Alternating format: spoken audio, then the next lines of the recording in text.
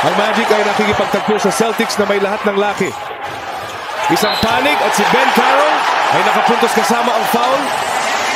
Si Black ay mahirap kalaban sa taas na 6'7 din.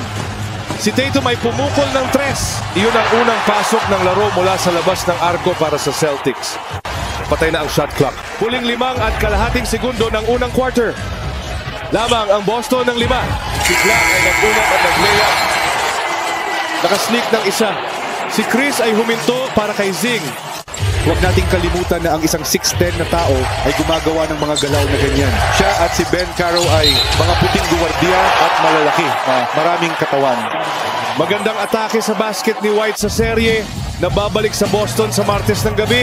Si Joseph ay na-block ni Big Al. Horford. Sa loob. Si Wagner mula sa isang paa. Pasok at labas. Si Carroll ay may pushback. Tayo ay tabla sa 91. Magaling na depensa. Kay Dankila at pinapasa niya ang bola. Wala pang 3 minuto ang natitira. Tatum. Jump shot. Pasok. Jason Tatum. Klasiko. Ang Boston Celtics, ang mga nagtatanggol na kampeon, ay bumalik na may gigil. At nanalo sila sa labas ng kanilang teritoryo. At sila ay umangat ng 3-1 sa best of 7 na ito. Isinara ang laro sa isang 16-7 na run. Narito na si Tatum ngayon. Nahuli ito ni Van Caro. Duke laban sa Duke. At isang maliit na crossover. Nagkaroon ng espasyo si Tatum. Nakuha niya ulit. At naglagay ng puntos kasama ang foul. Si Jason Tatum ay patuloy na lumalaban sa mga board doon. Pinahirapan ito ni Van Caro. Makikita mong lahat ay nakatayo lang at nanonood. Si Black ay mahirap bantayan sa taas na 6'7 din. Tumira ng 3 si Tatum. Yun ang unang pasok mula sa labas ng arc para sa Celtics sa laro. Ang Celtics ay nagtipon ng kanilang pinakamahusay na record sa kalsada sa kasaysayan ng prangkisa, si Tatum. Sa isang pa, maliit na fade away ay totoo.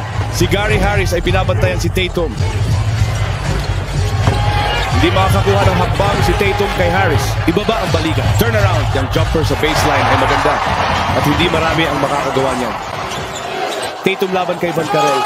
Si Tatum kaunting pag-aalinlangan. Hakbang pabalik. Sakpo ang isang paa. At nakakuha ng isa pa. 3 na ang na-shoot niya doon.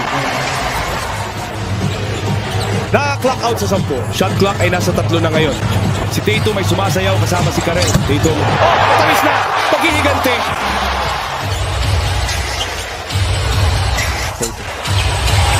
Ipinapasok ni Tatum. Napakahusay niyang ihatid ang contact na yon si Jason Tatum. Ito ay banayad. Pinipilit ng Boston ang Orlando sa mga 3-pointers. Hindi yun ang kanilang lakas. Tama, doon gustong dalhin ng Celtics ang Magic. Tatum. Nakuha niya. Magkasunod na pag-aari. Puti at Tatum. 2 puntos na laro na ngayon. Pagkatapos ay naroon si Contavious Caldwell Pope na nagkaroon ng flagrant kay Tatum sa unang laro na nagpatalsik sa kanya sa ikalawang laro. Magpapaputok si Tatum mula sa 3. Nakuha niya. Malaking tira para kay Jason Tatum. Narito na. Tingnan mo si Anthony Black. Masyadong malayo siya. Okay, Jason Brown at ginawa niya nga. At nagsimula ito gayon pa man kay Al Horford na mahusay na nagdepensa kay Dan Carroll at pinilit siyang ipasa ang bola. Wala pang 3 ang natitira. Tatum. Jump shot. Maganda. Jason Tatum. Vintage.